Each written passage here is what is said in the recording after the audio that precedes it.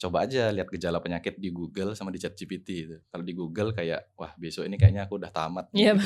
Kalau di ChatGPT itu kayak ditenangin, istirahat dulu lah, mungkin capek, banyak minum air, bla bla. Karena orang-orang kesepian dan ketika kita didukung bahkan sama mesin ya, bawah sadar kita kan kayak happy ya, kayak wah keluargae oposisi gitu, temanku oposisi, pasanganku oposisi, kok mesin ini mendukung. Ada lagi ChatGPT yang jadi temen curhatnya orang-orang nih ya. Ya, Bener ya?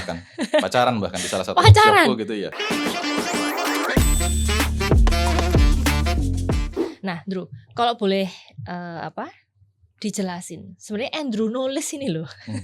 Kan title-mu tuh kan sebenarnya banyak ya. Ya. Ada apa aja tuh? Jadi awalnya aku backgroundnya di advertising karena Mm-mm. lulusan DKV, terus di sana aku belajar habis itu konsultan branding marketing dan akhirnya 2020 mulai ngonten tuh. Terus ya karena memang sukanya nulis dan backgroundnya nulis ya udah aku nulis gitu. Per 2024 kemarin baru yang ngambil sertifikasi untuk prompt spesialisnya ChatGPT. Oke, Gitu. nah ini lumayan lagi panas ya karena semua orang membicarakan AI gitu kan.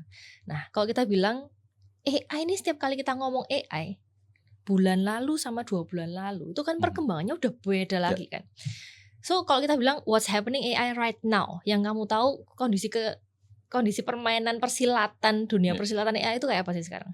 Per hari ini yang lagi paling orang seneng itu agent. Jadi yang kayak kita perintahnya sekali terus dia udah bisa planning, mikirin sendiri, evaluasi dirinya, mengingat bahkan. Karena kan dulu AI ya ingetannya sebatas chattingannya kita. Sedangkan kita kalau mau pakai untuk kerjaan, kita berharap dia memang bisa ingat terus sama konteks pekerjaannya kita. Nah sekarang dengan adanya agent ini sudah jauh lebih dimungkinkan.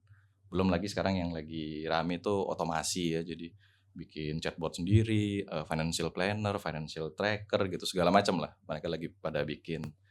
Terus ketiga itu selain itu ya pasti ada yang untuk konten ya Ci. Jadi video, terus foto itu udah keren-keren sekali. Tinggal yang penting kita punya taste, kita punya referensinya, kita pasti bisa bikin. Dan terakhir mungkin aku ngelihat orang-orang sekarang lagi agentic ini ya, browser itu ya. Jadi kayak web browsernya itu bisa gerak-gerak sendiri gitu. Itu yang untuk di end user. Iya Pak ya, maksudnya browsernya gerak sendiri, fungsinya apa nih? Jadi kita kayak mau beli tiket tuh, kita paling gampang kita kan buka laptop misalnya mau buat beli tiket di website tertentu nih. So guys, dari total views videoku itu cuma 10% yang udah subscribe. Yang udah denger dan merasa termotivasi dan dapat sesuatu, right now I'm asking the favor to you.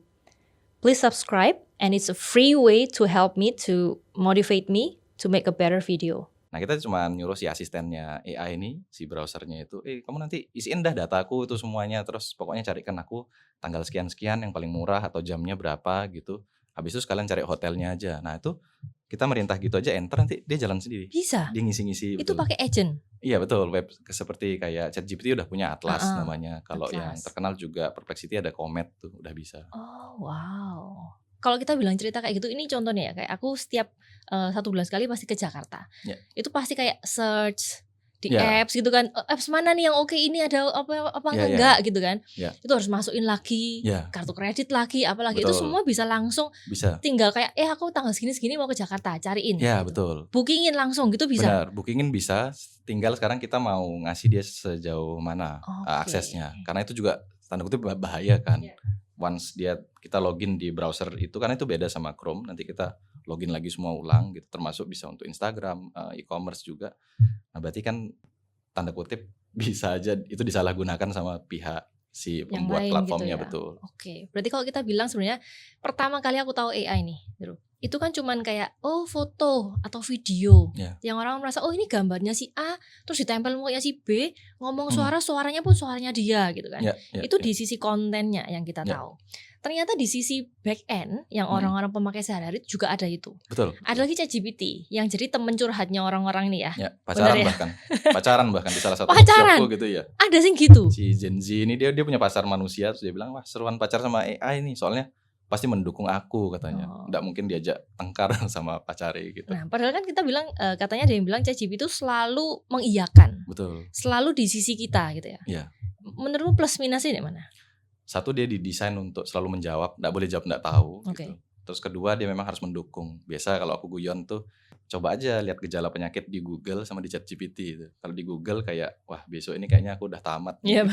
Kalau di ChatGPT itu kayak ditenangin, istirahat dulu lah, mungkin capek, banyak minum air, bla bla bla. Jadi kontrasnya kelihatan di situ sih. bahayanya ya manusia ini kalau aku pribadi dari dulu ngelihat ya masalah kita nanti pada akhirnya tuh kayak kesepian sih. Jadi makanya kan ChatGPT use case-nya juga paling banyak tuh akhirnya jadi terapis kan kayak wah ini ada apa terlalu banyak lah kasusnya. Ya karena orang-orang kesepian dan ketika kita didukung bahkan sama mesin ya bawah sadar kita kan kayak happy ya kayak wah keluarganya oposisi gitu, temanku oposisi, pasanganku oposisi kok mesin ini mendukung. Nah, tapi itu kan semakin bawah sadar semakin kita terbiasa nurutin dianya dan itu bahaya gitu. Iya ini menarik sih. Kemarin tuh kan aku suka sempat lagi stres gitu kan, mental nih. Sama ChatGPT kan. Ya. Cerita gitu. Tapi kerasa nyaman yes. Itu for like maybe 3 days, 4 days itu aku kerasa nyaman. Tapi aku kerasa kok kayak ada sesuatu yang aneh ya. Kayak nggak ada POV lain gitu. Karena dia kan berdiri di posisi aku terus kan. Nah akhirnya aku ke psikolog, aku cerita, psikolog tuh bisa kasih POV yang beda. Dan aku merasa di situ, wih bahaya ya. Betul. Bahaya banget kalau aku terus chatting sama ChatGPT, dia mengiyakan terus tuh, ya aku semakin menjurus ke sana. Iya. Akhirnya aku akan stay deh kayak yang bener tuh Bubble kamu kok, kamu tuh bener kok. Yang lain tuh jahat kok, bener kamu tuh yang lain jahat gitu kan. Betul. Sedangkan waktu ke psikolog coba kamu stand back dulu. Kamu lagi hovering deh di atas. Sebenarnya nggak ada yang benar, nggak ada yang salah. Atau kamu judgementmu apa? Kenapa kamu bisa judgement kayak gitu? Berusaha di atas lebih di atas lagi gitu. Sedangkan ChatGPT itu tuh berusaha kita tuh di drag down ke bawah gitu. Wah, that's so scary man. Dan barusan kalau aku boleh cuplik jawabannya Cici tentang hoverback, lihat di atas dan segala macamnya itu. Sebenarnya itu prompt yang bagus. Kalau itu dijadikan teks dan Cici shift atau instruksikan ke ChatGPT-nya untuk berlakulah seperti itu, jawabannya akan bisa sampai 180 derajat beda. Jadi dia bisa tanda kutip lebih berkurang biasnya. Dan kedua yang aku pelajari dari Cici karena mungkin juga pebisnis ya, jadi sangat bisa lihat pola dan wah ini setelah 3 hari aku notice kok polanya sama terus ya. Dia kayaknya mendukung terus gitu. Kita kalau sama manusia kan kadang dia bisa kontra, kadang dia bisa nanya balik atau dia mungkin jawabin mendukung, itu seimbang semua. Nah, kalau orang lain yang belum punya POV kayak gitu atau bukan pebisnis mungkin dia susah lihat pola itu. Jadi dia nyandu akhirnya. Iya. Wah, serem. Tapi kalau kita bilang tadi yang kamu bilang, sebenarnya aku juga bisa ngomong ke ChatGPT-ku, AI-ku, please lain kali lihatnya dari sini. Bisa. Please jangan selalu setuju sama aku. Itu juga bisa sebenarnya. Bisa. Dan itu sebaiknya aku selalu ajarin untuk setting di awal. Jadi matikan keamanan data biar kita enggak share, biar dia enggak menggunakan data kita. Dan kedua yang orang sering lupa atau keasikan pakai tuh ya lupa personalisasi ini. Kalau personalisasi ini bisa banyak macam. Salah satunya minta dia ngelawan kita, minta dia counter argumennya dia sendiri, fact checking dan sebagainya. Oke, coba Andrew diulang lagi. Tadi yang must do sebelum kita nyemplung ke AI itu apa tadi? Si ChatGPT nih, itu lama ya. Sebelum aku lanjutin videonya, aku mau kasih info kalau sekarang DO akan bikin membership. Jadi kalian akan dapat apa benefitnya? Kesatu ada emoji dan badge khusus member. Kedua kita akan ada eksklusif konten yang kalau misalnya kalian nih ngerasa Tia di Reels ataupun di Story bahasnya kurang dalam nih, kita akan ada eksklusif konten juga. Next yang ketiga kita akan ada Discord. Jadi bagi teman-teman yang kepingin ngobrol sama aku langsung, ya waktu live kalian bisa live chat. Again live chat for member, kita bisa langsung ngobrol sama-sama di Discord juga. After live-nya ends juga, kita akan save live-nya. Sesi live-nya tetap bisa lihat sama teman-teman yang member. So silahkan join. Jadi kalau ChatGPT setelah kita login, nanti itu di sebelah kiri bawah biasanya ada username-nya kita pencet masuk ke setting, ada kontrol data. Nah di bagian atas itu terutama kecuali kita langganan yang bisnis, ada namanya itu perbaiki model untuk semua orang. Dan itu by default tuh nyala sih. Tanpa sadar ya itu kayak ya boleh kok semua percakapanku dan semua yang aku lampirin data Excelku ini kamu pakai untuk melatih modelmu. Tapi melatih ini kan ambigu sejauh mana gitu. Apakah dia melatih 100% atau dia ngambil cuplikan atau rangkuman, kita nggak tahu. Nah itu yang aku bilang matiin dulu tuh tolong gitu. Kasih tahu ke keluarga, ke terutama yang mungkin lebih tua yang nggak fasih gitu, diajarin ke sana. Wah ini karena berarti intinya semua yang kita chattingkan sama dia itu dia akan pakai untuk learningnya dia ke tempat-tempat lain gitu ya? Ya. Dan pernah kok bocor 2022 pernah, 2023 waktu itu kasusnya 2024 kemarin yang bocor itu kasus percakapan yang kita bisa share. Jadi kalau kita misalkan aku chatting something terus aku share ke Cici, nah itu bisa bocor tuh. Jadi ada aja kasus bocornya tuh tahun ke tahun yang inilah yang itulah gitu. Oke, itu satu. Terus yang kedua tadi apa Andrew? Personalisasi. Jadi ini adalah fitur sederhana yang orang kadang kayak Wah, paling paling sering tuh mereka komplain, "Wah, saya harus cerita ulang-ulang nih tentang siapa saya, ini saya mesti ngapain, ulang-ulang." Akhirnya itu yang bikin orang malas pakai AI, kayak, "Kok bodoh sih harus diulang-ulangin?" Mmm. Padahal itu setting aja sekali di awal, terus udah bisa. Berarti intinya si AI akan nge-record, Mhm. makanya ini beda ya? Kalau aku pakai ChatGPT di handphone-ku sama handphone siapa, pakai loginnya beda tuh historinya semua beda semua gitu Iya, ya? betul betul. Dan ChatGPT Oke. punya 4 macam memori, makanya dia yang paling bagus untuk pacaran sama kita dibanding yang lain. Karena rekam jejak dan ingatannya bagus lah gitu. Jadi orang senang kayak, "Wah, dia paling mengerti saya nih," gitu. Iya, Padahal kalau kita matiin memori-memori itu ya dia juga pretty much sama kayak, ya bodoh aja gitu, maksudnya nggak ngerti konteks mmm, apapun. oke. Jadi kita yang setting di awal. Nah, itu dari ChatGPT nih. Kita sebenarnya kan AI kan banyak banget ya. Ya, Ada yang, untuk chatting, ada yang mhm tadi agent itu, mhm, ada yang untuk konten gitu. ya, Nah, next kita bilang dari konten tuh. Konten ini kan sekarang banyak banget yang ngedit video 3D lah, apa, mhm. cuman foto entar misalnya gelas gitu ya, ada, es batu jatuh, bisa bisa gerak gitu kan, Ya betul slow motion terus langsung betul jadi apa gitu. betul. Itu sebenarnya susah apa enggak sih bikin kayak gitu tuh? Untuk yang nggak mengerti bahasa desain teknis susah, Oke. yang nggak punya taste susah, tapi untuk mengajarkan mereka jauh lebih mudah daripada dulu gitu. Jadi ibaratnya kalau dulu ngajarin anak DKV butuh waktu lama, sekarang ngajarin awam aja itu jauh lebih cepat. Berarti Selama si pengajarnya bener nih. berarti nggak usah harus, S1 gitu ya? Iya betul. Berapa Bahkan lama anak menurut muda kamu ya. orang belajar orang awam deh, Baru belajar kemarin dari World Economic Forum mereka rilis belajar AI itu untuk entry level tuh sebenarnya cuma butuh 30 jam. 30 jam? Iya, berarti kalau Oke. 8 jam sehari ya 3 harian lah gitu. Udah bisa? Sudah bisa. Dan untuk dia advance itu butuh sekitar 137 kalau nggak salah di video itu aku ingat. Oke. Nah, menurut kamu apakah berarti teman-teman yang videographer atau arts-arts lainnya ini akan, ya udah habis gitu? Kalau sekedar repetitif mungkin iya, Mmm, tapi since Indonesia ini kan terlalu luas gitu. Indonesia bukan hanya Jawa gitu. Kayak mungkin kita di Jawa udah kompetitif gitu, tapi kalau kita ke daerah-daerah sebenarnya masih banyak yang kita sangat bisa bantu dengan AI dengan atau tanpa AI gitu. Terus harus gimana nih kalau kita memang udah bergerak di bidang itu? Ya sebenarnya yang orang bayar mahal tuh taste-nya ini sendiri kan. Karena kayak art directing, even orang awam aja disuruh, "Coba bikinin iklan buat gelas ini aja." Mereka step 1, 2, 3-nya itu kan nge-blank kayak, "Harus apain ya?" Mereka mmm, nggak mikir untuk, "Wah, ada es batu jatuh, cepiar, nanti gelasnya berubah." Terus, pemilihan lensa kamera, mau kamera movement gimana. Nah, teknis-teknis ini yang awam bakal butuh waktu lama untuk belajar. oke. Tapi di sisi mereka sebagai profesional, taste-nya ini yang akan diuji karena semua udah bisa eksekusi Ya, yang sama kan. Nah, apa yang buat kamu unik nih? Nah, pertanyaannya itu. tapi ini contoh ya, Ndra, ya, misalnya nih aku ada sama agensi gitu ya, Ya, aku bikinin dong, video ini." Nah, si A nih kasih harga misalnya, mahal banget gitu ya, mhm yang B kasihnya murah. mhm, Oh, karena semuanya pakai AI. Oh, yang A iya ini tesnya bagus soalnya, iya yang B ini kurang tesnya. iya, Tapi kan bisa tuh aku bilang sama si B, B, aku tuh seneng taste-nya kayak si A punya. mhm, Itu contohan aja semua, masukin ke promo, pokoknya dia sukanya yang gini gini gini. iya. Jadi dong sebenarnya taste-nya." Sadly hari ini ya, selama ada referensi terutama untuk video dan desain, itu semua sudah kita bisa balikkan untuk dapat prompt-nya dan hit rate-nya 80% ke atas pasti mirip. Oh my god. Jadi mencontek itu adalah lazim tanda kutip hari-hari ini. Mencontek itu cara tercepat untuk belajar AI, kalau Iya, aku share. jadi soalnya gini, kemarin aku ketemu sama satu temen, Mhm, kebetulan dia itu kerjaannya untuk Midlow. oke. Nah, ada temen juga yang temen misalnya si B tuh ya, si B punya pekerjaan yang Midlow nih, dia buka Ya, restoran. Terus si C bilang, logomu tuh loh jelek.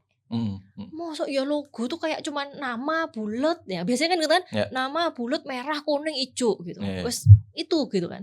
Nah, terus si B bilang, "Loh, tapi aku nggak mau kalau dibikin yang kayak Mhm, model atas, model karena atas. marketku mid low Ya gitu mid kan. low. Tapi kok ya jelek banget gitu. Mhm, Oke, kalau gitu yang bagus seperti apa nih, C?" Nah, C bilang, "Yang bagus tuh gini loh, gini." balik. Diikutin sama si B, nggak jalan. Oke. Karena si C memang kelasnya yang Middle up gitu, mid oke. up gitu kan. Jadi mata dia ini kayak di tengah-tengah nih. Itu Iya, kayaknya kurang deh gitu. Nah, akhirnya si B ini merasa, "Loh, aku ini loh sudah ikut kelas mhm, branding and marketing, tak iya, ikuti semua. Loh kok tambah nggak laku? Kok tambah kayak gini?" gitu. iya iya iya. Nah, ternyata ya itu, aku merasa, "Oh, apakah berarti si C ini salah?" Sebenarnya enggak juga ya. Iya iya. Karena itu kan POV-nya Konteksnya dia dia. betul. Nah, tapi kalau si B ini pakai, "Oh, aku suka tuh yang seperti ini, dikumpulin semua, it's very easy loh. It's very easy, betul. Dan itu kejadian di istriku. Jadi kalau aku biasanya ngajar, aku selalu state, semua tools yang aku gunakan ini gratis. Karena kalau aku tidak bisa buktikan yang gratis saja works untuk teman-teman, berarti ya buat apa gitu. Surabaya kan seneng gitu. Nek bisa gratis ngapain bayar? Iya. Nah aku bayar balik kapan? Kalau Iya. aku bisa jawab keduanya, mereka seneng pasti. Nah itu goalku.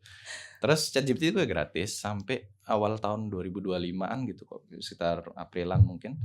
Istriku kan desain packaging apa, terus wis tak dia bilang, "Kok bikin gambar nih suwe ya?" gitu. "Oh ya ndak bayar soalnya," gitu. "Kalau bayar cepet," gitu. Ya wis tak bayarno gitu, bayar. Terus, akhirnya dia coba main-main desain gitu, desain kemasan. Terus ya wis tak bantu gitu, tak bantu prompting. Akhirnya masih kurang puas kan ada beberapa gitu. Terus dia bilang, "Wah aku bingung ini sekarang mau memperbaiki ini ya apa, prompting-nya bingung," gitu.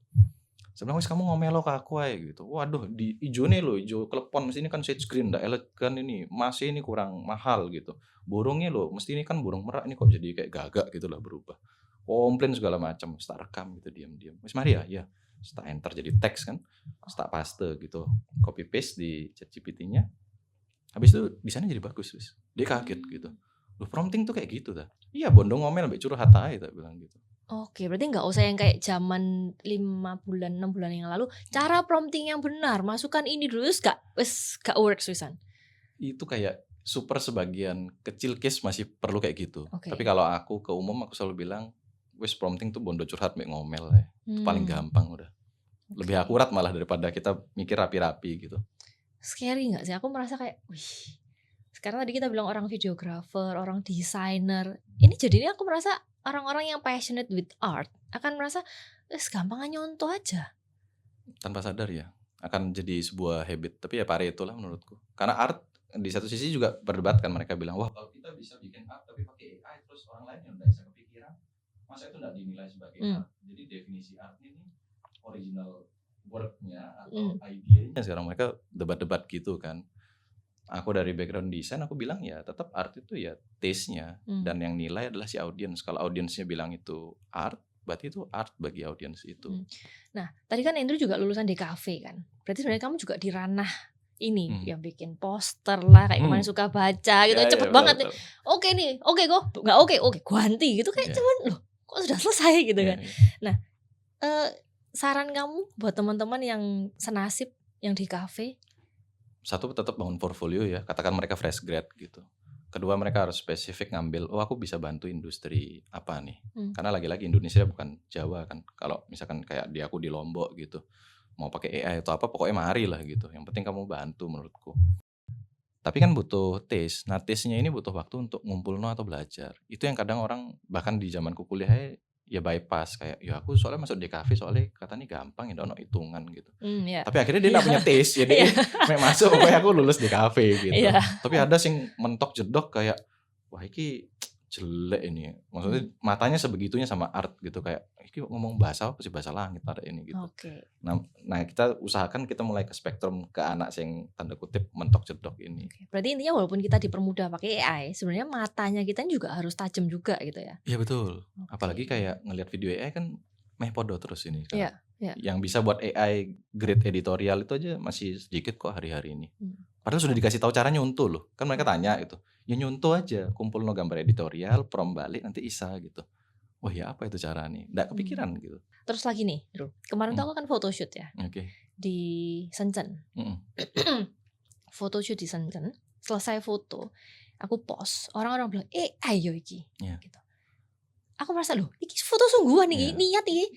Nah kan, aku merasa loh, ya ke satu aku langsung mikir, oh berarti lain kali aku nggak usah photoshoot. Di AI aja gitu kan. Nah berarti intinya apakah nanti studio foto ini semua fotografer dan MUA dan hairdo ini semua akan hilang karena untuk kepentingan online ini sudah tidak ada gitu kan. Terus ujungnya kemana gitu. Padahal waktu aku di Shenzhen gitu ya, ada satu studio, banyak kan studio di sana. Harganya tuh udah murah banget, udah saingannya udah nggak sehat, masih di AI-in lagi gitu. Jadi saingan mereka ini sekarang sudah bukan studio A dan studio B. Jadi mereka sama AI ini, customernya nggak usah even ke sana, udah nge-prom sendiri aja gitu. Iya betul. Itu salah satu yang terdampak sih memang. Dan kalau ngelihatnya seperti apa, mungkin Indonesia ini karena saking luasnya ya, jadi masih ada orang-orang yang seneng human touch. Maksudnya kayak, ya aku lebih baik dilayani manusia lah. Tapi kalau manusianya ternyata gagal melayani, ya itu pasti mereka akan opsi, ya wis lah, mesin aja lebih enak, toh mesinnya ndak tidur, ndak baper, istilahnya juga ndak mungkin marah balik ke aku gitu. Ya. Nah, terus kedua, aku selalu guyon dari pandanganku sebagai desainer, atau kita yang desain tuh ngerti, buat desain yang jelek itu jauh lebih susah dari desain Ini yang bagus. bagus gitu. Iya. Karena dia harus mikir kan seberapa jelek yang cukup jelek tapi tetap bagus ya gitu, kayak itu Iya. susah, itu challenge gitu. Nah, AI itu masih belum bisa. Jadi Oke. kalau AI sekarang terlalu sempurna lah, kayak justru saking sempurnanya kita bilang, wah AI. Makanya mungkin kayak Cici gitu terlalu fotogenik, kayak wah ini pakai AI nih AI. kayaknya gitu. Padahal ya memang foto studio gitu. Gitu ya. Berarti gak apa-apa ada jerawat itu In malah, a oh sense ini ya, bukan bukti AI gitu manusia ya. gitu, betul betul. Habis gini berarti yang jerawatan tolong jangan disembuhkan ya. Itu adalah bukti kalau foto kamu bukan AI gitu ya. Iya Nah, betul. tapi tadi kalau kita cerita ya Andrew ya. Dari tadi kita cerita, kita bilang teman-teman di kafe. Terus teman fotografi. Itu akan banyak banget pekerjaan-pekerjaan yang dulunya ada, akhirnya jadi hampir kayak takut loh, akan jadi tidak ada atau enggak. Iya. Nah, sekarang tadi kita bilang dari fotografer. Berarti market kamera menurutmu akan berkurang kameranya nggak? ya. Enggak sih kayaknya, soalnya kayak memang aku belum pernah ke Cina ya, mungkin Cici yang lebih ngerti, tapi di sana mereka sampai buat kamera live untuk live shopping tuh sampai untuk end user atau consumer awam itu semakin canggih. Oke. Berarti kan satu sisi mereka percaya pada industri itu, kayak meskipun juga sisi lain sudah ada AI live shopping, maksudnya beneran videonya AI yang jualan gitu, tapi kayaknya manusia masih lebih enjoy kayak wah guyonannya nih, manusia yang guyon gitu, kayak kapan hari pakai baju pocong, pengen jual kain kafan itu kayak anak yang naik naga, kan aku kayak gila, nek ini ketimbang pakai AI mending mikir sendiri aja gitu. Nah, tapi kalau kita bilang tadi ya, itu dari sisi manusianya, dari kameranya. Tapi aku mikir sekarang gini, kan kita dari kamera murah dan kamera mahal gitu ya. Kita merasa oh ya kamera mahal kan lebih sharp, lebih apa. Ya, lebih. Which is hasilnya itu kamu kalau pakai kamera murah, kamu AI-in juga bisa kan sebenarnya. Ya betul, in sense kayak filter lah nanti mungkin bentuknya. Iya kan? Berarti intinya ntar bakalan, nggak tahu ini prediksi ya, apakah market handphone ataupun kamera yang mahal-mahalan tuh juga nggak akan terlalu ngaruh juga. Kalau sebagai social status, menurutku mereka nggak terpengaruh ya. Kayak mereka tetap harus berani spend mahal biar ya status gitu. Tapi kalau dibilang kemampuan handphone, kayak HP-ku tuh ada satu yang memang super entry level kok gitu, dan semua apps AI ku ada di sana. Dan aku selalu jadikan gimmick kalau kelas. Ini loh HP ini tebaan harganya gitu. Mereka sungkan be, wah piro juta Harus mahal juta gitu gitu. ya. Terus bilang, iki loh nek mau cari sekarang nek sale 1,1 dapat, tak bilang. Yuk jalan nih semua nih, tak bilang. Maka shock gitu. Nggak ada alasan jadi nih untuk kita nggak belajar. Kemarin kan biasa cewek-cewek ya kan foto, ayo foto, handphonenya siapa yang iPhone gitu kan, siapa yang 17 ayo keluarin gitu. Nah terus ada satu temen yang halah nggak usah gitu, iPhone 15 atau iPhone 14, 13 aja cukup, ntar diremini. Ya betul. Langsung straight, langsung cakep semua, cantik semua, nggak kelihatan kalau itu handphone ya, nggak kelihatan bedanya gitu. Betul. Wah ini aku langsung merasa, wih gila ya, ini berarti habis gini apakah handphone tuh sudah nggak kejar-kejaran. Kan kamu sekarang lihat kan, kita launching Apple ya kemarin 17 ya, mereka tuh spend berapa menit cuman ngomongin kamera, which is tuh berapa tahun yang lalu waktu mereka Apple 13, Apple 15 signifikan ngomongin tentang kamera tuh semakin banyak kan? Karena ya mungkin marketnya memang memberatkan di sana. Tapi apakah dengan adanya AI nanti akan turun lagi nih? Nggak perlu deh kita kejar ke sana. In a sense ya, makanya sekarang kan mereka akhirnya mulai itu si chip-chipnya itu kan yang mulai di kayak gembar-gemborin, nanti bisa, pokoknya kan teknologi akan selalu turun ke bawah sampai kalau bisa nggak perlu mesin besar, ya di HP aja cukup jalanin. Nah lombanya akan ke situ. Akan ke sana. Nah ini nyerempet ke harga chip yang sekarang ya Tuhan gitu ya. Semua mahal karena semua dibeli semua sama perusahaan-perusahaan AI. Betul. Nah sepengetahuan kamu tuh gimana tuh Drew, peperangannya di sana? Yang pasti AI ini kenapa jadi concern sebenarnya bukan gara-gara pekerjaan yang tergantikan sih. Menurutku AI ini kan politik dua negara ya, si AS atau China-nya gitu. Terus habis itu si AI juga menurutku kenapa mereka harus gitunya nyedot itu ya, lagi-lagi arms race itu. Kayak kalau aku punya banyak, asumsinya aku punya bahan banyak untuk pakai training nih, powerku cukup. Tapi dan Cina itu disrupsinya kan kayak awal tahun lalu pas Xinjia tuh aku ingat DeepSeek keluar tuh. 30% jauh lebih murah daripada Iya. ChatGPT apa, wih kacau lah itu, maksudnya US sampai ketar-ketir kan. Nah kalau ngelihatnya bagaimana, satu aku selalu ngelihat, satu temanku dia bilang, "AI ini penting soro lho Ndro, aku lihat kamu tuh kayak kok bisa membanting setir ke situ." "Oh kenapa?" Aku dia bilang, "Iya kamu bisa lihat nggak sih kayak AI ini, eee, ibarat semua negara tuh garis startnya tuh sama. Kalau dulu kan ya satu negara maju, kita negara berkembang gitu. Nah ini semua startnya sama. Berarti Ya. kita kalau ndak ambil momentum ini, ya wis tamat wis kita Iya, kayak gitu. ketinggalan semua. Ketinggalan semua gitu. Nah nyambung kembali ke chip, menurutku kita ndak terlalu bisa banyak komen ya. Dalam arti satu aku bukan di industri Ya. spesifik itu. Cuman aku ngelihatnya adalah kayak Indonesia ini mau jadi pure konsumen atau mereka mulai bisa tap in. Di Pak Gita itu aku dengar kan kayak kita bisa kok ndak usah ngejar TSMC gitu. Mereka kan main yang mungkin berusaha ngejar 2 nanometer gitu. Ya. Kita main yang di kapasitas belasan puluhan nanometer itu masih kepake kok untuk katakanlah mesin-mesin home appliance itu masih kepake. Kenapa kita ndak produsen yang itu aja daripada kita berusaha tempur di yang kecil-kecil ini kan R&D-nya lama, investnya besar gitu. Jadi aku lihat kayak mungkin lebih ke lapangan pekerjaan ya aku kepingin angle-nya. Aku lupa itu sekitar 100 juta sekian lah lapangan pekerjaan yang katanya tergantikan, tapi juga ada puluhan juta yang akan bisa datang gitu. Ini aku dapat waktu eventnya Kumparan kemarin, waktu itu Wakil Menteri Profesor Stella yang bilang, dia bilang, "Kalian jangan dikira itu kayak simple math, oh misalkan tambah 100 Ya. kurang 100 tambah 80 ya wes gitu, Ya. ada spare margin nih." Masalahnya margin itu atau 80 yang masuk ini kan dipecah ke dunia. Kita dapat berapa persen? Bawa sampai kita cuma dapat 5% katakanlah. Oh iya, lapangan pekerjaan baru itu cuma 5 juta jatahnya untuk Indonesia. Yang tempur itu ya apa kan Ya. gitu. Nah jadi dia tutup waktu itu, beliau tutup di sesinya dia bilang, ya kembali kayak Cici bilang bahas Photoshop atau mungkin Excel dulu zamannya kita kan kita Ya. belajari itu gitu. Anak sekarang itu sudah bisa Excel sama Photoshop dari lahir kasarannya. Nggak usah diajarin, mereka buka CapCut sendiri, ngedit pakai Canva. Ya. Justru yang harus diajarin itu teman-teman yang akan tergantikan segera ini loh. Itu diedukasi pakai AI biar mereka bisa sama cepatnya belajar sama yang muda-muda ini. Kan AI memungkinkan kita untuk belajar apapun dalam waktu singkat gitu. Ya. Sama Andrew kok aku semakin kayaknya masa depan ini aduh gimana ya? Bukannya semakin tercerahkan ya, semakin iya wis lah ya apa nasib gitu. Enggak lah, justru yang ngerti bisnis proses menurutku yang paling bakal istilahnya enggak tergantikan, timeless lah gitu. Oke. Bahkan kalau ada satu website there's an AI for that gitu. Itu zaman dulu awal-awal di TikTok tuh sering tuh. Ini adalah website tentang semua tools AI yang kamu butuhkan. Nah, ujung-ujungnya 1 menit nonton ya inilah websitenya itu. Ya udah Tahu. itu aja Ya, itu. gitu. Oke. Di dalam sana ada yang namanya Job Impact. Itu akan ngasih tahu ranking pekerjaan industri apa, job desk-nya apa, tools-nya ada berapa banyak. Jadi Cici pencet misalkan kayak komunikasi ada berapa ribu tools, pencet wis itu ada daftarnya gitu. 3 teratas tuh pekerjaanku. Consulting, kreatif, komunikasi. Waduh. Terus what's next for Andrew kalau habis kamu sudah tahu itu, Andrew? Nah, makanya mereka kan tanya, "Loh, kamu tergantikan kok kamu malah Iya. ngajarin orang untuk menggantikan kamu?" gitu. Loh ya bener lah, aku bilang misalkan belak-belakan gitu. Di sini siapa sih yang enggak kepengin digantikan AI ya yuk. Mereka masih mikir mungkin maksud pertanyaannya apa. Loh kalau kamu bisa enggak kerja dapat uang kamu mau enggak? Mau. Oh, mau ya. Berarti kan kamu pingin dong digantikan kayak kalau perlu ibu-ibu ada robot yang nyuci piring gitu. Wis aku mbek anakku ae gitu. Hari itu akan tiba gitu. Nah, tinggal tetap kita harus jadi manager of tools atau manager of ini si agent itu ke depannya. Nah, kalau kita bisa jadi manager itu ngasih tahu mereka cara merintah. Oh, kamu mesti ini kerjaan ini, kita yang time management si robot-robot atau agent-agent ini. Ya itu perannya kita.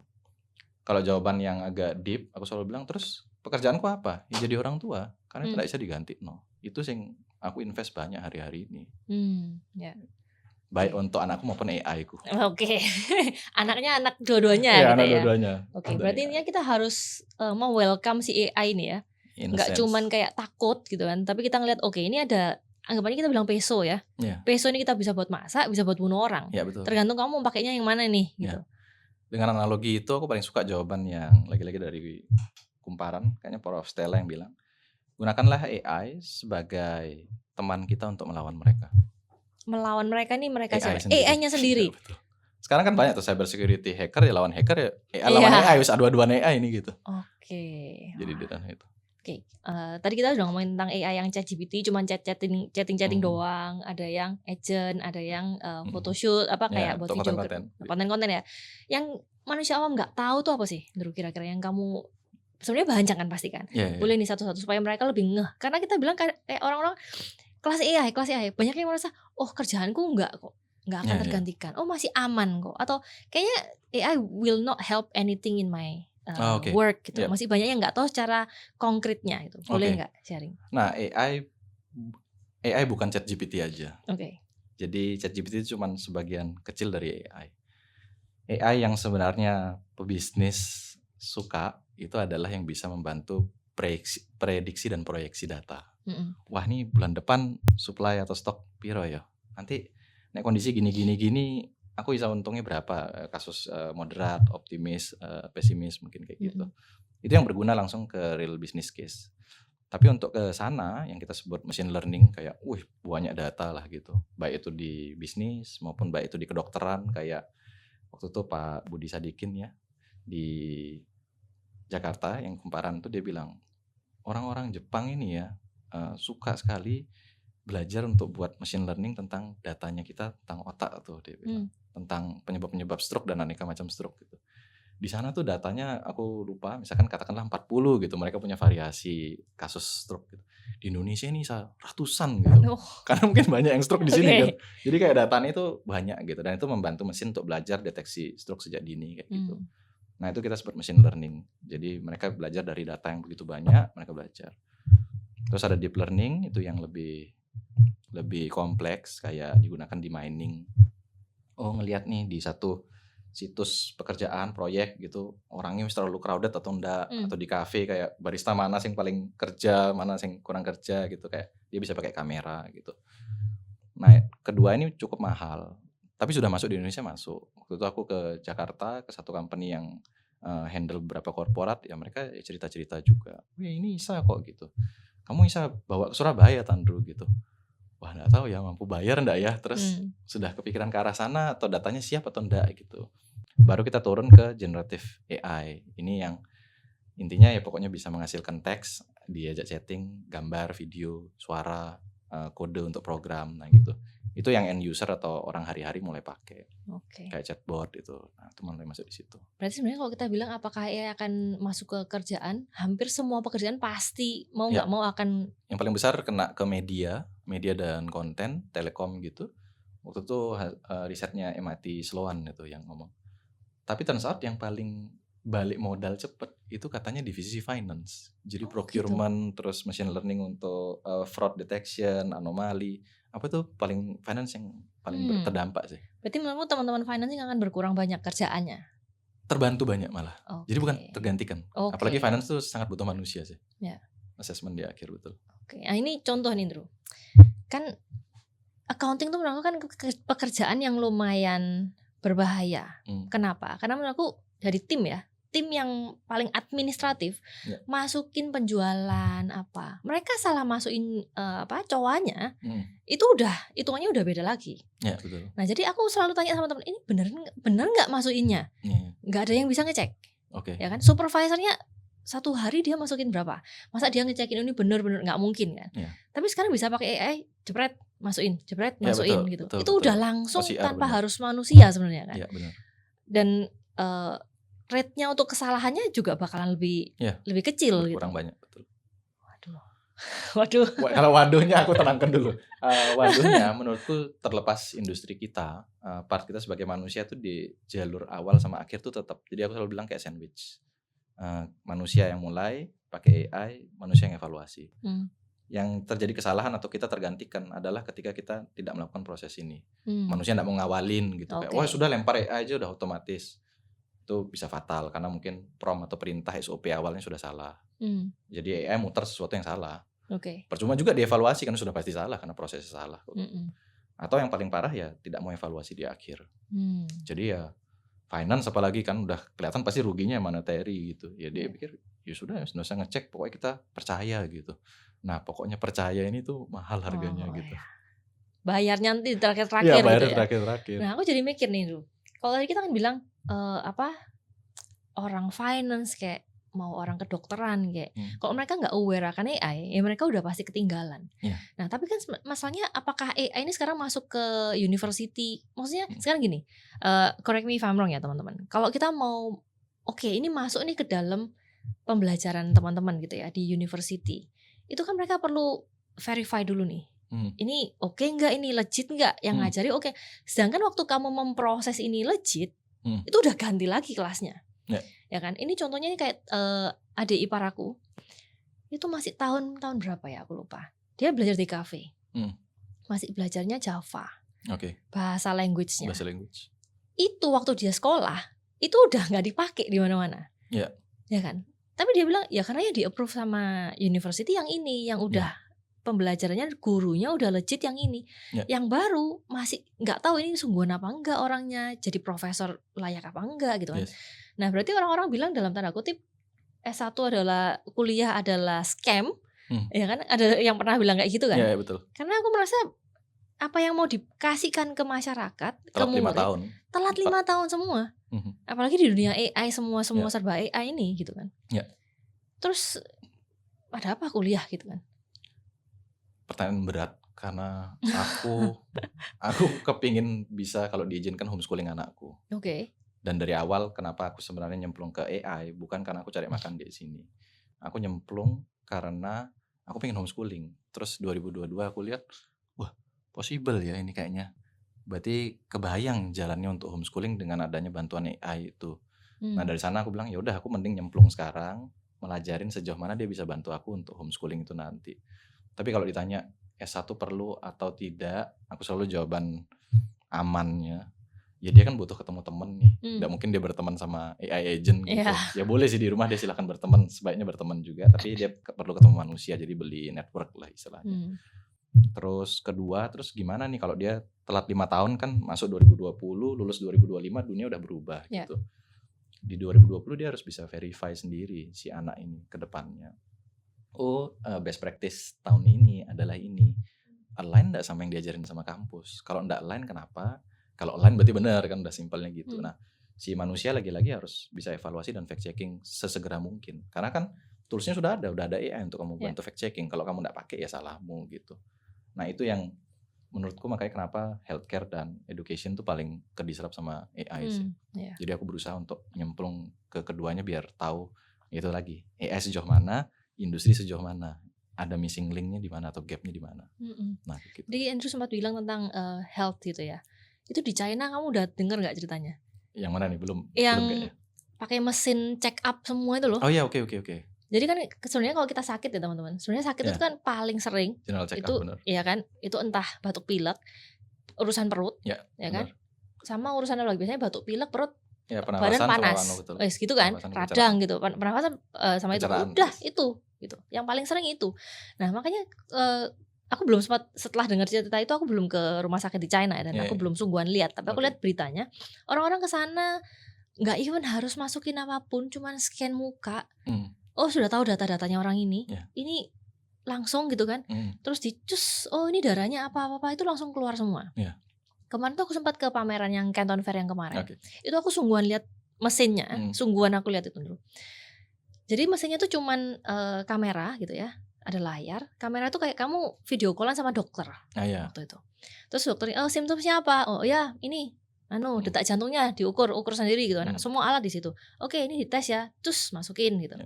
Oke, secara general yang sangat simple, kamu ini minum ini. 1 minggu nggak selesai, ketemu lagi untuk cek lebih dalamnya. Which is kan sebenarnya sering yang seperti itu kan. Nah itu dokter tuh cuma ketemu dia 1 menit. Which is kalau kita sekarang masih zaman dulu ya di Indonesia kan sekarang masih kita masih ketinggalan banget ya. Harus ngantri ya kan. Dokternya, gimana Bu? Mana yang enggak enak? Ini Dok ini. Duduk, apa tidur? Dok. Oke. Apalagi Bu? Ini rek udah gitu kan. Which is sisanya tuh cuma 1 menit gitu. Menurutmu kedepannya possible nggak semua di Indonesia juga akan seperti itu? Waduh, jawaban logisnya sih possible. Nggak logisnya lihat negaranya kita ini style pendekatannya gimana ya. Dalam arti kayak apakah itu nanti ada sumbangsih untuk ekonomi negara atau enggak itu loh Itu bahasanya. permainannya Kalau beda. ada sumbangsih ya boleh masuk, kalau Nah, enggak ini ya pelan aja gitu, enggak apa-apa. Nah, ini itu yang ntar jadi judul masalah. podcastnya beda. Iya betul. Itu ntar habis itu kita dilenyapkan, kita Iya nggak betul. tahu ya. Kita yang di-define nanti jadi. Nah, tapi kalau aku sekarang bilang kayak gitu ya. Tadi kita bilang teman-teman DKV pekerjaannya kamu harus aware of this, teman-teman Yap. konten. Terus teman-teman finance. Sekarang teman-teman yang aduh zamanku ya kamu hidup enak jadi dokter gitu kan. Iya. Oh, udah enggak sih sekarang. Sudah enggak sekarang. Iya. Sekarang buat rumah sakit baru. Buat rumah sakit jangan klinik dokter. kecantikan. Iya, klinik kecantikan. Tapi bahaya. Sekarang kamu klinik kecantikan enggak usah cantik-cantik. Iya, iya. Karena kan begitu ada jerawat, oh Filter. this is real Iya, this is person. person, benar. Itu kayak KTP-nya nanti. Kan ini asli, ini dia Iya, bukan asli. pakai AI. Waduh. Iya. Jopo gitu gitu. Nah, tadi kita juga sempat ngomongin tentang menulis nih, Andrew. Oke. Nah, kamu Andrew nulis. Hmm. Nah, semuanya kan kamu jago nulis nih ya, termasuk prompting tuh jago Yeah. nulis. Teman-teman yang sekarang lagi nulis nih, seneng nulis, bikin buku. Tadi kita sempat Yeah. off cam kita bilang tentang nulis buku sekarang, ya ampun, Gampang. setengah jam jadi gitu kan. Iya. Terus faedahnya apa gitu? Faedahnya apa? Sekarang nulis buku ke AI. Jangan nulis buku untuk manusia. Nulis buku untuk Untuk AI. AI. Maksudnya gimana nulis buku untuk AI? Jadi kayak dulu kan orang guyon tuh, obsesi kayak, wah aku nggak mau mati. Gimana cara biar aku nggak mati? Pikiranku tetap diabadikan, Ya. biar anak-anak cucu cicitku bisa ngomong sama aku. Nah itu ngajarin mesin.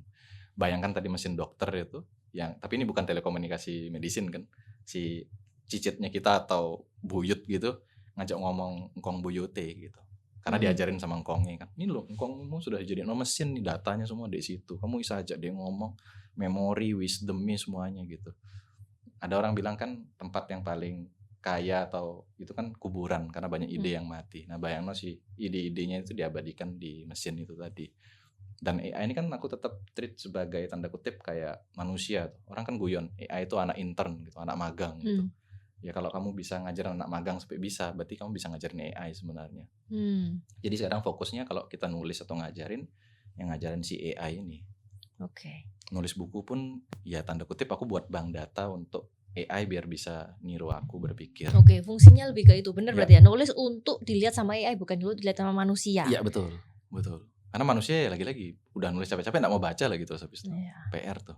Aku pengen tahu, berarti kan intinya kita untuk nulis sama AI. Kita nulis ke manusia, nulis ke AI. Ini skillnya sebenarnya sama atau skill beda? Atau sebenarnya kita harus punya skill apa sih, Drew, untuk kita Kedepan nulis ke AI itu? skill ngajar. Ngajar itu tidak butuh kita itu jadi jago. Jadi terlepas kita mau ngajar manusia atau ngajar AI, menurutku enggak butuh jago, tapi butuh punya hati. Kan selalu ada orang yang tidak lebih mengerti dari kita. Yaitu yang kita fokus ajarin. Kita enggak usah ngajarin yang di atas kita lah. Pasti kita ngajarin yang lebih enggak ngerti dari kita. Nah AI awalnya apalagi kayak ChatGPT dan teman-temannya kan dia enggak ngerti cara pikir kita. Orang sering nanya aku, ya mana bisa, AI kan tidak bisa menggantikan kita sebagai penulis gitu. Ya kamu aja sih nggak tahu caranya, tak bilang. Aku bisa kok, aku penulis, aku bisa diganti no. Terus mereka nanya balik counter ke aku, berarti tulisanmu ini semua AI? Ya enggak lah, itu privilege yang aku tetap mau jaga. Itu integritasku sebagai penulis. Tapi kalau bisa enggaknya bisa. Tak ajarin kalian caranya gitu. Nah, si AI ini ketika kita mau ngajarin dia, kita harus lama ngobrol sama dia. Kayak kita punya anak kan, spend waktu sama dia biar dia ngerti cara pikirnya kita. Nah ini yang menurutku orang belum jadi sebuah kebiasaan. AI dalam satu kata adalah habit menurutku. Habit baik atau habit buruk itu pilihan ke kita. Berarti kita harus sering-sering ngobrol, sering-sering curcol apapun, bukan cuma cari masalah. Waktu ada masalah baru tanya. Gak ada masalah pun kita ngobrol, aku orangnya gini apa. Itu juga kayak gitu. Salah satu yang aku anjurkan itu kayak pikiran kita, apalagi misalkan banyak tuh, Gen Z aku overthinking gitu. Ya overthinkingmu tulisannya lo dalam poin, terus enteran tanpa prompt lo ini, enteran. Kasih 3 kata selain I love you, 3 huruf yang ajaib untuk AI, make it better. Kata yang scattered, make it better. Udah nanti dia rapikan, dia bisa kasih kayak struktur. Terus kita bahkan bisa jadi lebih tenang malah kayak ternyata bisa dipetaan ya pikiranku kayak gini kayak gini. Itu sebuah habit yang menurutku orang jarang lakukan gitu. Berarti ini intinya kita harus ya itu ya, ngerangkul AI ya, bukan cuma takut aja ya. Iya benar. Tahu batasannya dan kita rangkul. Nah, ya batasan-batasannya yang tadi Andrew bilang 1 harus apa, 2 apa itu tadi ya. Keamanan terutama. Nah, ini Andrew. Sekarang kan si Andrew ini kan jadi konsultan untuk AI juga. in a sense ya aku trainer lah ya. Kalau Trainer. konsultan ya aku lakukan lah, aku Oke. lakukan. Nah, boleh nggak kasih kasus-kasus yang kamu sama klien kamu yang paling berkesan apa? Oh, perusahaannya kacau banget di AI 5 menit selesai. Kayak gitu ada nggak? Nggak ada. Dan itu justru kesalahan. Jadi AI bukan jin dalam botol Oke. yang gitu. Rapi gitu. Beres gitu Malah ya? dia jadi Thanos mungkin dihilang setengah gitu. Dihilang setengah akhirnya. Satu kasus yang pernah itu di Surabaya, dia industrinya di gym. Oke. Waktu itu dia bilang dia ikut kelasku 2 kali di 2 forum berbeda.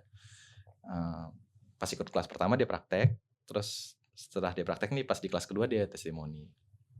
Dia bilang waktu itu ada satu chain besar tuh mau tutup, dia bilang, dan aku ini belajar menggunakan si AI ini untuk riset pasar di sekitar daerahku itu. Sampai aku dapat satu kesimpulan kalau ternyata pasarku ini butuh sesuatu yang premium, dia bilang. Sesuatu yang desainnya itu premium, offernya itu premium untuk menggantikan yang sudah tutup ini gitu. Akhirnya tak lakukan tuh, Ndro. Sampai ke desainku, A/B testing bla bla bla, dan it works gitu. Dan itu traffic itu beneran datang gara-gara yang desain yang premium ini gitu. Karena dia riset pasar itu. Dan lagi-lagi semua toolsnya ini gratis gitu. Terus karena gratis kan tidak salah untuk kita coba. Baru kita bandingkan dengan konteks kita sebagai intuisi kita sebagai pebisnis. Oh, kayaknya make sense kok yang dia bilang ini. Bisa dicoba. Kalaupun dicoba bisa A/B testing kan. Oh, yang ini yang satunya, ini yang dari AI, kita lihat aja biar data yang ngomong gitu. Nah, itu sebuah habit menurutku. Terus kasus kedua yang tadi kayak, wah bisa enggak nih dia jadi 5 menit terus yang lama gitu ribet jadi 5 menit. Bisa, tapi enggak perlu buat sendiri. Itu kita bisa buat si sistemnya atau otomasinya. Dengan catatan data dan SOP kita tuh memang sudah rapi. Ini yang menurutku jadi challenge, dan kenapa aku juga nyemplung ke AI untuk di kasus Surabaya. Karena kan dulu banyak sama family business. Kita sering guyon tuh, generasi pertama bangun, 2 jalanin, 3 ngerusak gitu. Nah, katakanlah AI ini masih balita kan, 4-5 tahun lagi baru cukup matang gitu, cukup berguna untuk semua orang. 4-5 tahun lagi mungkin papanya mulai mau udah pensiun kan. Papanya dulu ya pakai kertas, pakai si A, si B, si C yang udah puluhan belasan tahun di kantor, ya works kok, untung kok kamu bisa sekolah luar negeri kok gitu. Dikasih ke anaknya, entah anaknya mau atau enggak, pokoknya dia dikasih kan, jalanin. Data belum siap 3-5 tahun lagi. AI sudah kayak digital marketing waktu COVID kemarin. Kan mau enggak mau tuh orang semua enggak bisa jualan, jadi harus belajar digital marketing. Nah, mereka terlambat. Nyiapin data dari kertas pindah digital itu setengah mati, kayak ngurusin orang kan. Nah, bayangkan dia harus buang setahun 2 tahun kan, rupiahnya kebuang berapa udah kehitung. Nah, itu yang menurutku concerning sih. Berarti problemnya nggak ngikutin PR-nya sebelum kita ke AI ya? Benar, karena AI itu cuma batas akhir kok. Jadi banyak company yang kasusnya itu bukan gara-gara kelas aku kamu jadi pinter sebenarnya. Gara-gara kamu siap datanya atau enggak. Karena persiapannya itu 3. 1 paperless, kedua di otomasi, ketiga baru jadi intelligence. Bisa diolah jadi membantu kita mikir. Nah itu. Tapi 1, 2, 3-nya harus itu. Kalau kamu pun belum paperless, ya nggak usah mikir. Iya, nggak usah mikir otomasi, ketiga. betul. Nggak usah mikir intelligence. Itu mainan hype aja jadinya. Gitu. Berarti urgency untuk paperless nih semakin tinggi karena nggak bisa nih kalau nggak AI gitu ya. Benar. Karena dia susah, bahannya udah ada kok gitu. Percuma belajar prompting setinggi langit tapi datanya nggak siap. Ini contoh yang terjadi di perusahaanku ya, Andrew ya.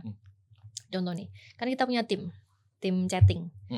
Nah, ini ada berapa nih yang kira-kira kasih review gitu. Ada orang yang review bintang 1 tapi karena ekspedisinya telat. Which is kita di luar kita gitu kan. Tapi kan ada gitu. Ada yang bintang 5 tapi biasalah orang Indonesia tuh barang nyampe itu bintang 5. Ya kan? Tapi enggak sedang keluhan itu masih di sana. Ya kan? Nah, dari tim ya manusia kan. Oh ya ini bintang 5 berarti puas.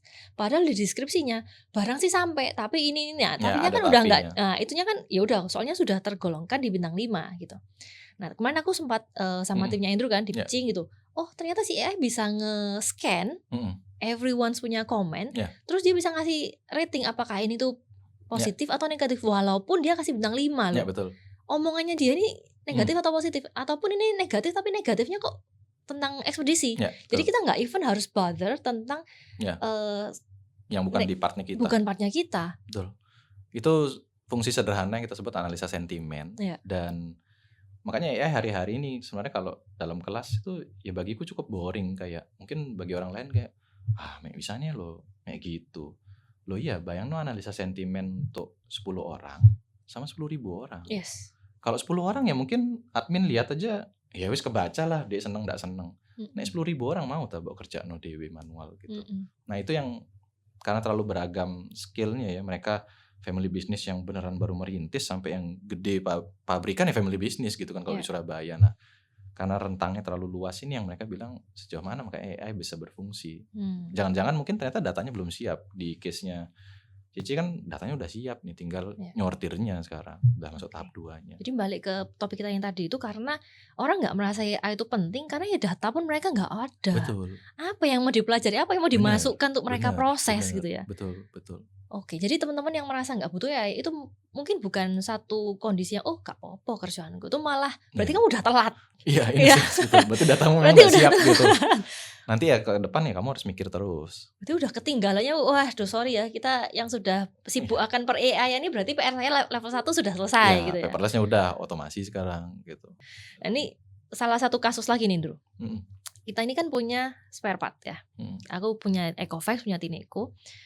Satu produk, satu SKU itu spare part bisa ratusan. Ya kan? Berarti kalau aku punya 10 SKU, ada ribuan spare part. Ya. Nah, sedangkan customer yang datang, kita bilang dalam tanda kutip pasiennya gitu ya. Pasiennya datang, waduh ginjalnya nih, cari ginjal. Oh, gak ada ginjalnya. Nah, jadi kan aku harus nyetok segitu banyaknya kan. Ya. Nah, ini sampai sekarang ini sebenarnya aku lagi pitching teman-teman ya. lagi tanya jawaban. lagi konsultasi sama Andrew gitu. Nah, yang terjadi sekarang adalah aku cuma pakai kira-kira. Kira-kira dari si China. Nah, China udah punya datanya. Tia, ini loh yang terjadi di China tuh ini. Jadi kamu kalau ordermu segini, kamu harus pakai pesan ginjalnya sekian ya, paru-parunya sekian ya. Pakai dia punya data. Ya, gitu. datanya dia. Tapi masalahnya ada kalanya launchingnya sama-sama. So everyone nggak punya data. Berarti ada yang punya data. Nggak ada yang punya data. Nah, waktu itu aku udah ngomong nih sama pusat, ini seharusnya bisa di AI-in loh. Iya. Contohnya kan kamu sudah punya track record-nya nih. Betul. Ini kalau misalnya dia punya kemampuan ini, berarti misalnya nih ya, dia punya tangan yang bisa keluar. Berarti kan pokoknya anything yang gerak kurang lebih jatuh-jatuhnya di sana. Di sana gitu kan. Betul. Kalau baterai kamu segini, terus bebannya segini, ini berarti kira-kira rusaknya berapa lama? Ya. Nah, sebenarnya kan tuh bisa di AI semua kan.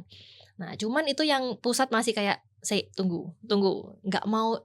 Again, balik lagi kepentingannya untuk mau di AI kan atau enggak. Iya betul. Karena once dia kerjakan ini, di dalam company kan banyak tikusnya ya. Nah ada itu dikasih nih. Nah itu dikasih ke samping tuh. Iya betul. Nah jadi sekarang nih kita bukan value up, kita berusaha value down.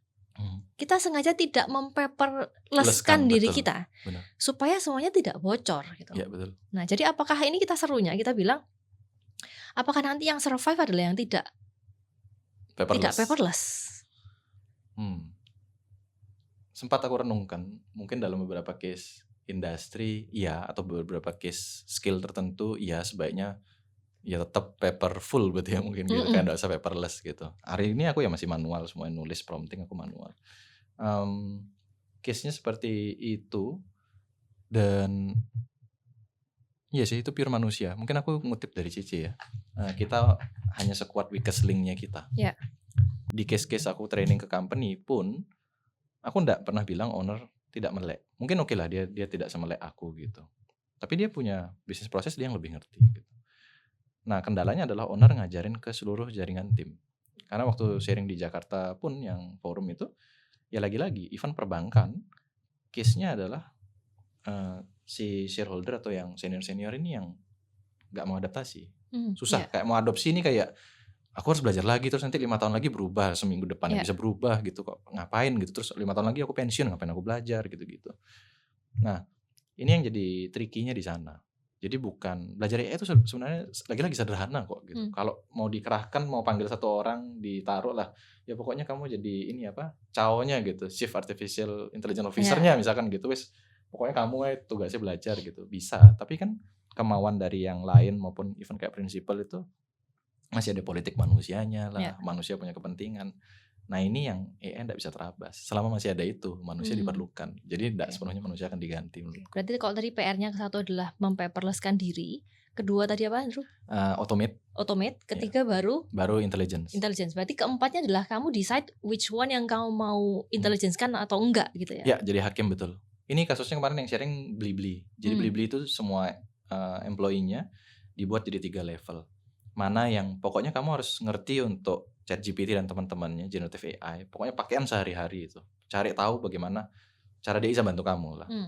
Yang kedua ini mereka diajarin kayak yang niat, gimana kamu biar otomasi sederhana tanpa harus panggil third party untuk dirimu dan divisimu.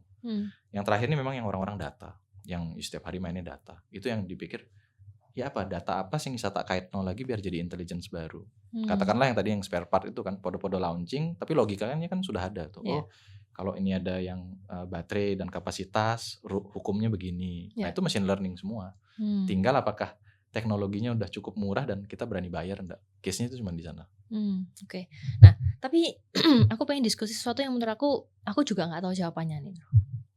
Contoh ya, contohnya live streaming nih, mumpung sebelah lagi live streaming ya.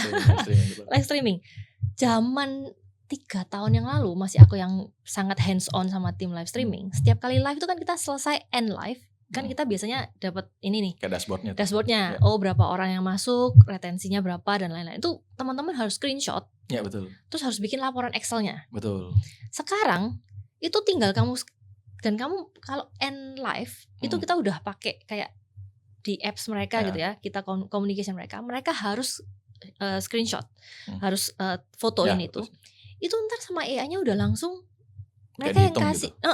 AI-nya yang bisa kasih tahu, oh si A ini ya di detik kesekian itu dia ini, yang B kan. Ya, betul.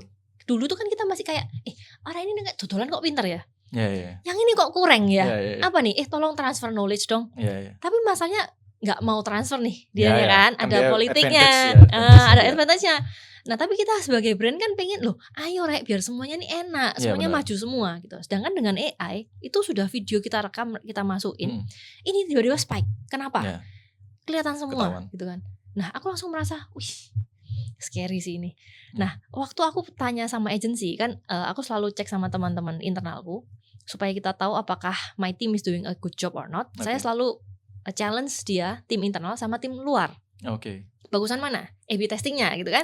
Aku run sendiri atau run di luar. Mahal pun tak bayar karena untuk proof my team is good enough or not gitu. Nah zaman dulu cari kemana-mana itu mahal-mahal. Wih ini kok mahal? Oh iya Cek, karena dapat RM-nya spesialis. RM-nya nih yang bisa analisa dan lain-lain. Sekarang harganya tuh udah separuh. Yang dulu pitchingnya segitu sekarang harganya separuh. Ke sebelah ada yang lebih murah lagi. Iya betul. Wih ini harganya semakin murah gitu kan. Nah ini di China ya Andrew ya, kita ada omongan yang bunuh dalam tanda kutip mematikan bisnisnya orang China itu bukan orang luar negeri, tapi orang Chinanya sendiri. Iya betul. Karena mereka semakin terlalu efisiennya, akhirnya mereka gak apa-apa harga segini aja, gak apa-apa harga segini. Betul. Dan sampai mereka kayak gak apa-apa, aku hari ini gak cuan, tak prediksi ya kan, kalau aku bisa skala segini, by 1 tahun aku akan cuan. Jadi aku Indomie ini gak apa-apa, ginjal masih kuat nih 1 tahun gitu. 1 tahun masih kuat. Nah setelah ini aku akan makan daging, habis itu aku akan punya sampai segitunya. Apakah ini akan mempercepat? Ya akhirnya kita bilang, oh ya sekarang yang bisa AI akan lebih add value gitu kan. At what time? Kalau semua orang ini semua add value, akhirnya value nggak ada add-nya. Akhirnya data ini akan jadi standar. Akan jadi standar baru lagi gitu kan. Lah terus akhirnya semuanya sebenarnya akan struggling semua. Gak usah nek ngono. Kok ya tutup aja. Jangan kalau itu. Selama masih hidup kita harus berjuang gitu. Iya, tapi kalau Indonesia lagi-lagi bukan Jawa menurutku. Selalu ingat Lombok kan gitu kayak. Menurutku si AI, semua yang menggunakan AI pasti akan punya value lebih karena dia bisa, dan mungkin perlu digarisbawahi semua yang bisa menceritakan data. Jadi banyak yang sekarang mau belajar prompting di YouTube gratis, beli template whatever lah gitu, caranya bisa. Tapi tetap aja nanti tinggal diuji aja apakah orang-orang itu mengajarkan kita menceritakan data. Banyak yang bisa baca data, banyak menceritakan data enggak bisa. Aku ingat di kantorku lama itu hasil riset pasar tuh iso kayak buku kamus tebel lah. Bosku mek bilang, "Critakno dalam 10 poin nae, sing memang mempengaruhi duit klien nae." Wis gitu. Ngeblank risetnya gitu. Waduh, ya apa ya gitu. Dia bingung menceritakan. Karena dia memang teknis data, dia ngerti gitu. Tapi menceritakan ke bisnis insight itu lain cerita. Nah, itu yang kita harus punya dan akan jauh lebih tidak tergantikan. Karena kan lagi-lagi kayak di Surabaya, mereka hire aku bukan karena aku yang paling pinter AI, tapi karena yang membahasakan paling sederhana. Oke. Dan mereka yang aku kasih study case sama partnerku Kevin juga, oh ya ini di bisnismu kepake dek mana? Yang real case aja. Segini aku janji segini gitu. Mau lebih bisa, tapi pasti kamu harus invest mungkin infrastruktur lebih mahal atau sistem gitu. Tapi real kan yang aku janjikan ya seperti itu. Nah, kita sebaiknya juga kita bisa pakai AI tahu batasannya. Ketika buat offer pun jangan over promise gitu. Oh ya, aku bisa bantu segini. Nah, yang penting itu sebenarnya kita belajar koreksi sama evaluasi. Aku lihat ada di list pertanyaan kayak yang penting sebenarnya manusia yang bisa pakai AI itu sebenarnya ke depan adalah yang bisa koreksi. Dia mengkoreksi dirinya pakai AI. Jadi AI disuruh koreksi dirinya. Oh kan kita ada salah pasti. Dan kita evaluasi penggunaannya AI itu. Itu yang penting. Dan itu susah karena itu kayak skill ngajar. Buktinya gimana? Ya buktinya kalau semua orang Indonesia suka ngajar, harusnya guru banyak. Tapi mereka nggak mau jadi guru karena satu bayarannya nggak tinggi, nggak ada duitnya. Tapi kita belum ngetes nih capability-nya mereka sebenarnya capable nggak jadi guru gitu. Kalau capable sebenarnya berarti kan bagus nih, tinggal ya apa caranya atau mungkin ambil pasar dari luar. Dan AI ini bisa loh, kayak satu case itu aku lagi kenal sama anak dia di Semarang dan dia ngambil klien dari Malaysia. Bayarnya ringgit, otomasi sederhana. Work from home gitu ya? Work from home. Ya kita jajah mereka kayak gitu, jajah dengan balik cara seperti gitu. itu ya? Iya, jadi kita belajar skillnya, jangan jual dalam negeri. Kan jual dalam negeri mentok-mentok semua jual kelas, sortirnya susah. Mending belajar dari YouTube gratis. Wah, aku nemu pasare, coba cari portofolio, jual keluar, wis jual tetangga lah Malaysia gitu. Dapat ringgit kan lagi naik gitu. Nah itu jauh lebih valuable menurutku. Oke, menarik. Sekarang abis ini kita buka kelas ke Malaysia ya. Nah, dari tadi aku mikir, oke, berarti yang tadi Andrew bilang kan, laporan segini tebelnya. Kan? Sebenarnya AI juga bisa ini telenen and then explain to me gitu kan. Tapi kan masalah yang AI ini tergantikan nggak sih people skill kamu sama klien gitu kan? Oke. Nah itu definitely enggak sih. Nggak bisa menurut kamu? Definitely enggak. Hospitality itu enggak akan pernah mati sama kayak F&B selama orang punya lambung katanya Ko Ferry itu. Pasti orang akan butuh makan.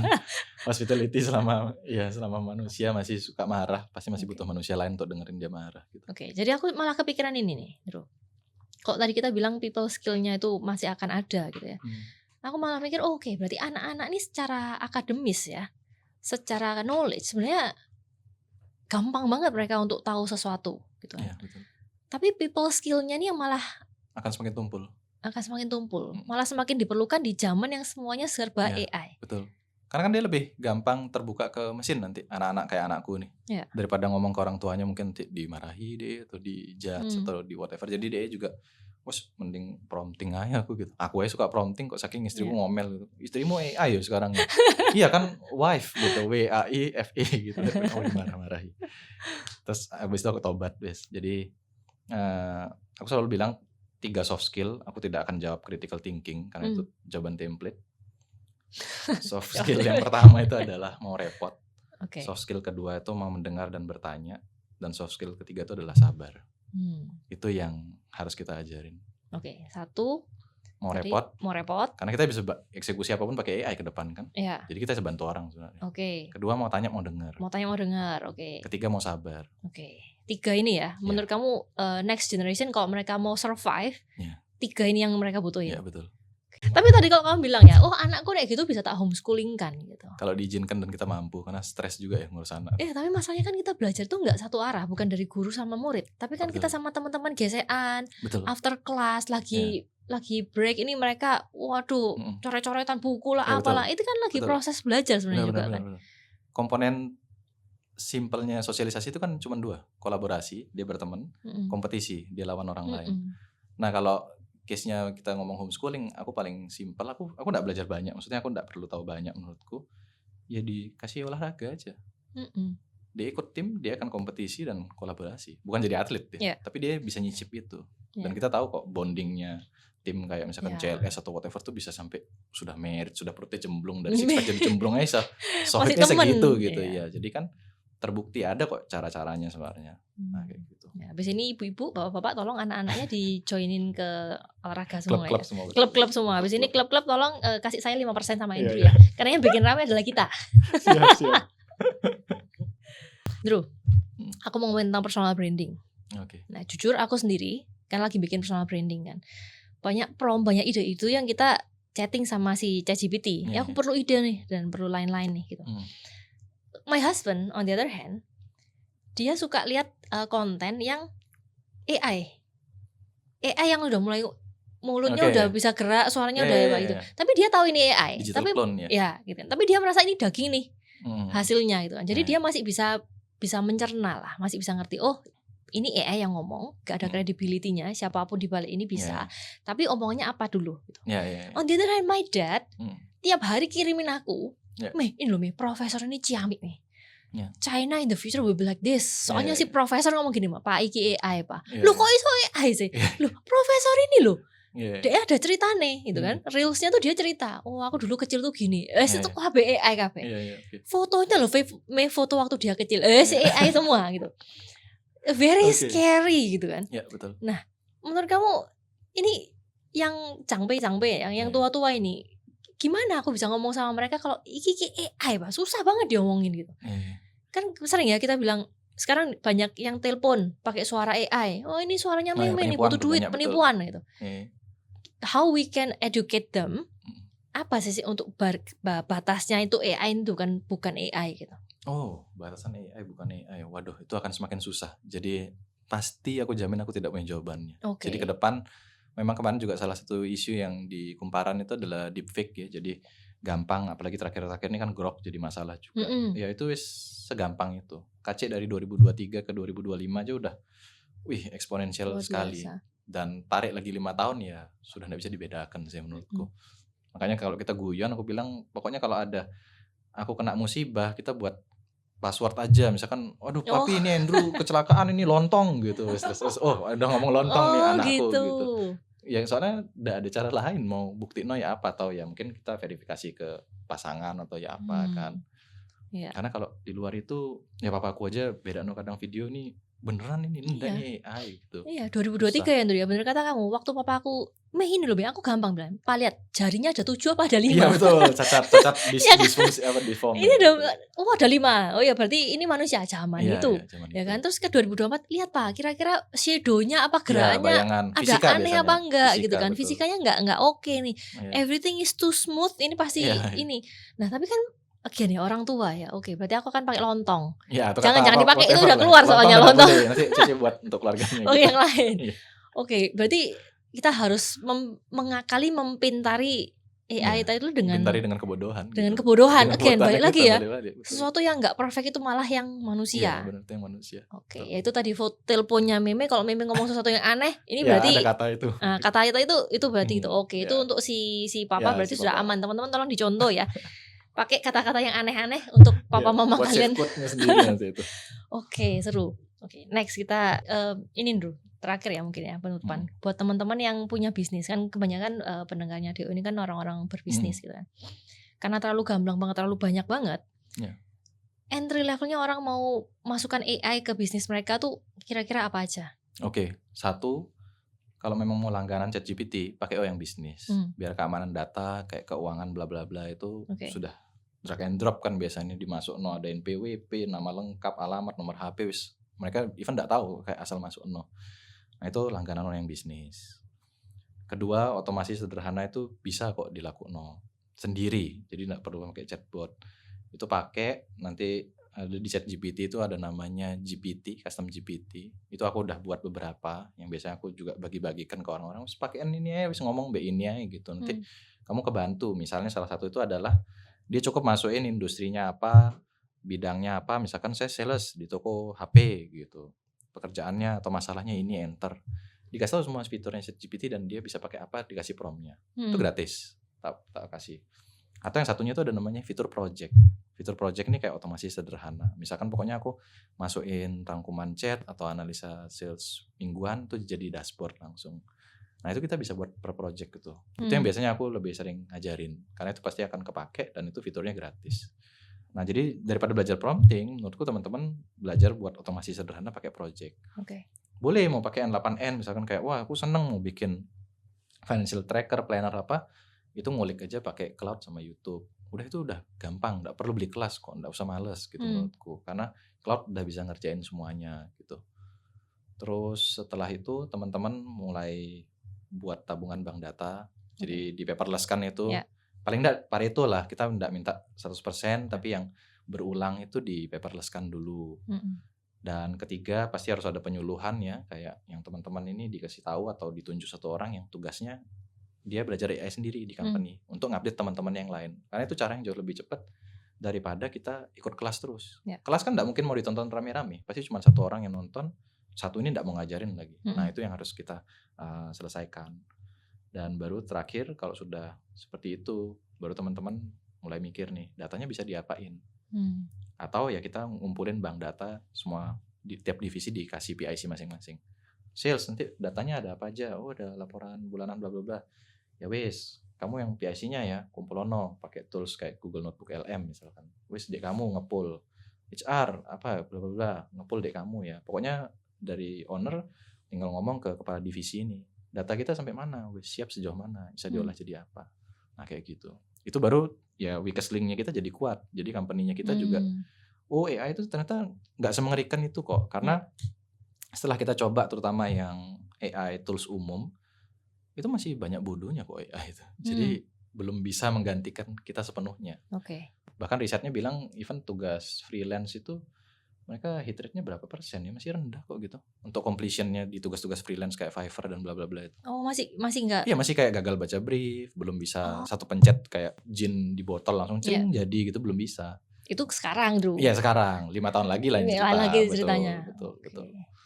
Seperti itu. Kemarin tuh ini aku sharing sedikit nih. Ada satu supervisor. Karena aku bilang, aku mau ada project baru. Biasa kan, ada ide nih, hey, bisa nggak jalanin? Workload kamu bisa? Nggak bisa Bu, kerjanya banyak banget. Apa kerjaan banyak itu apa? Di list satu-satu. Ini Bu, setiap anak-anak live saya harus menganalisa. Gak usah coret, ini urusan AI. Terus saya harus bikin jadwal buat anak-anak. Jadi kan mereka anak-anaknya kan rebutan tuh live streaming. Oh aku mau yang waktu peak hour dong. Oh ini sudah pernah dulu, yang ini yang AI bisa bikin. Scheduling ya kan? betul. Scheduling sudah bisa. Kamu nggak usah nge-scheduling. Nggak setuju ya ngomong sama AI-nya. Kenapa kok ini ada butuh ini? Bantu rubahi lagi. Beres. Terus ketiga ngobioi teman-teman buat report. Reportnya mana? Sini urusan AI. Waduh, setelah dia tahu dunia per AI itu bisa bantu dia segitunya.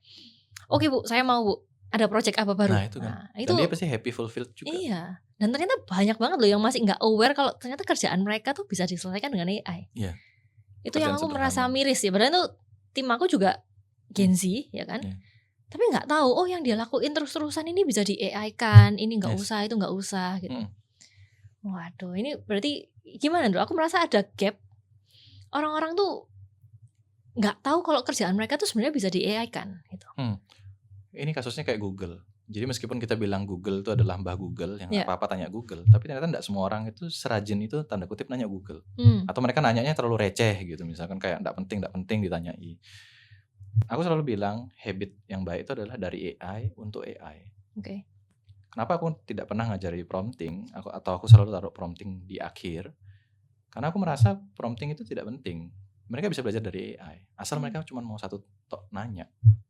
Nanya dalam arti kayak daripada kita bikinin ide konten, bikinin aplikasi penjadwalan atau apa itu, ya wis itu lakukan aja silahkan. Tapi kenapa enggak kita ini curhat? Wah, aku nih keseharianku nih 1 2 3 4 5 sampai kalau perlu 100 list. Kamu bisa bantu apa? Itu tok loh. Itu aja orang enggak mau lakukan loh. Yang curhat sama ngomel itu yang aku bilang. Kendalanya misalkan 100 hal, satu mereka enggak tahu 100 masalah mereka.